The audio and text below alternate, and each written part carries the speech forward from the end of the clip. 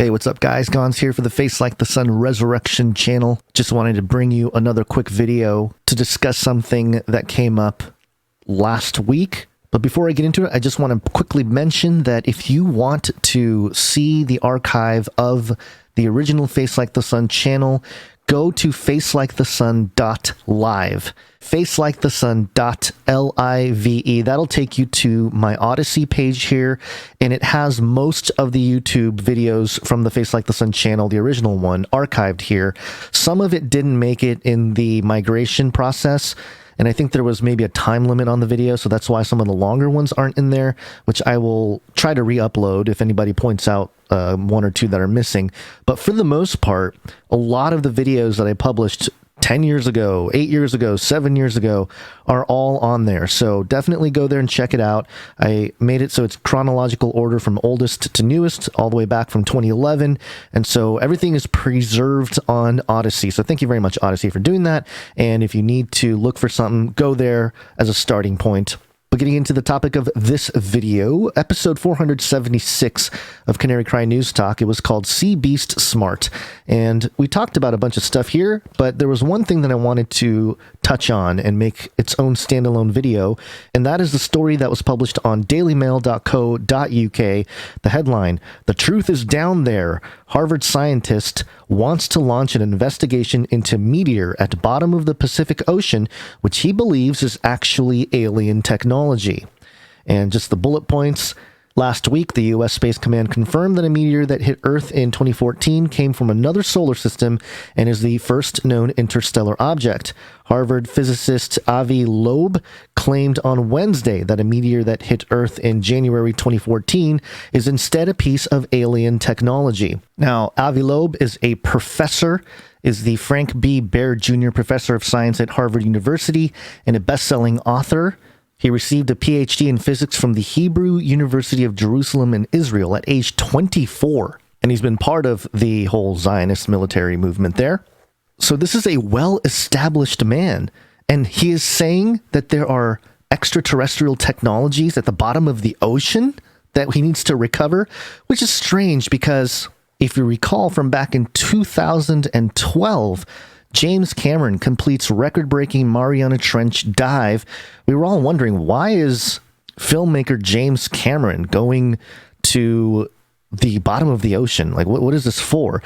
And this National Geographic article, again published on March 25th, 2012, says that James Cameron's vertical torpedo sub broke the surface of the western Pacific Ocean, carrying the National Geographic explorer and filmmaker back from the Mariana Trench's Challenger Deep, Earth's deepest and perhaps most alien realm.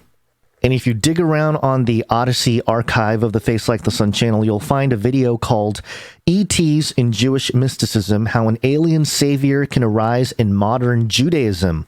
And it was a video published back in September of 2015, and I document this guy named Dr. Michael Lightman, and he basically says in this clip that, you know, that the Jews are basically the aliens and that they've been sent here to enlighten the rest of the world and everything else. So it's interesting that if there is an inside job, so to speak, or an agenda where somebody like Avi Loeb can come in, a well-established man, saying, hey, we got to recover this alien technology at the bottom of the ocean. Perhaps he is in on this whole narrative construction that the Jews, the Israelites, the original Jews are the aliens sent here. That's one possibility of how all this might play out. And that really fits into any kind of conversation about the Antichrist man of sin and the theories that have surrounded the possibility of presenting himself as some kind of supernatural entity, but more specifically from the scriptures, the long-awaited Jewish Messiah. Because remember, Jesus did not fulfill the messianic promises of the Jews, and Judaism splitting off at that point. So this sort of extraterrestrial artifact can really help craft the narrative about the religions of the world, specifically the monotheistic religions of the world, and can really reshape how all of that is constructed as we move forward. And of course, you can connect the dots to the Vatican and their whole astrobiology thing and everything else, Exo Vaticana, all that stuff. It's all connected. But in the Canary Cry News Talk episode, I also pointed out how there is a show on Netflix, you can watch it, called Travelers, and it's a time-traveling science fiction kind of thing. But part of the plot is that in the year 2068, Robert Fraser discovers a new element from a meteorite being vital in superconductors that would eventually build the Director. The Director is this quantum AI god thing that basically runs the time-traveling program from the future, and it gets really complicated and multiverse and all that kind of stuff. But the point being that this show, the entire technology that created this quantum AI mega mastermind godlike entity thing, comes from technology that was discovered, quote unquote, from a meteorite. And there's actually an episode where they try to retrieve it, and it's kind of like a big lake, and they see the comet or the meteorite come down, and they go over there and they try to get it. And so this is part of the plot line, which is always interesting when you have major plot points in popular shows that seem to echo some of the potential realities of the world at large. And if we're talking about Revelation 13 and the first beast, it rises out of the sea. And of course, there are some commentary and interpretation about the sea being the many waters, the many peoples, nations, tongues that's mentioned in Revelation 17. And so the interpretation being that this beast comes out from the world, basically. But specifically, if you look at the Greek here, it's talking about the sea, the literal sea, the ocean. And so it's just fascinating that we have this news story about a very well-established author and professor from Israel saying that there is alien technology at the bottom of the Pacific Ocean and that he wants to retrieve it. Because remember, they worship the dragon who had given authority to the beast. It's the word exousia, which means power to act, authority, but it's used in a way where it's got moral authority and influence.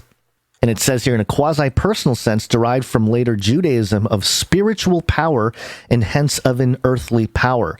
And it's this spiritual power that's interesting. Satan, the dragon, gives this beast spiritual power. And so maybe this technology allows for this spiritual or supernatural power that allows this beast to flourish in the world to the point where whoever harnesses it can basically take over via threats. They don't even have to actually defeat anybody, which is perhaps why the first horseman has a bow but no arrow.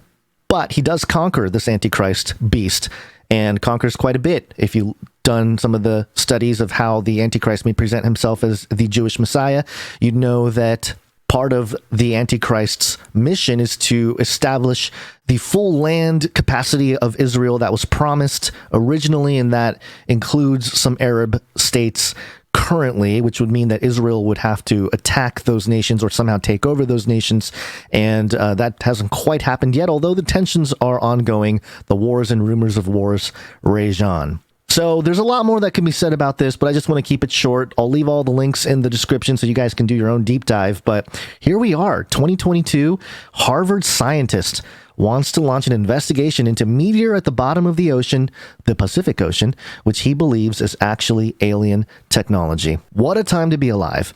Stay watchful, everybody. God bless.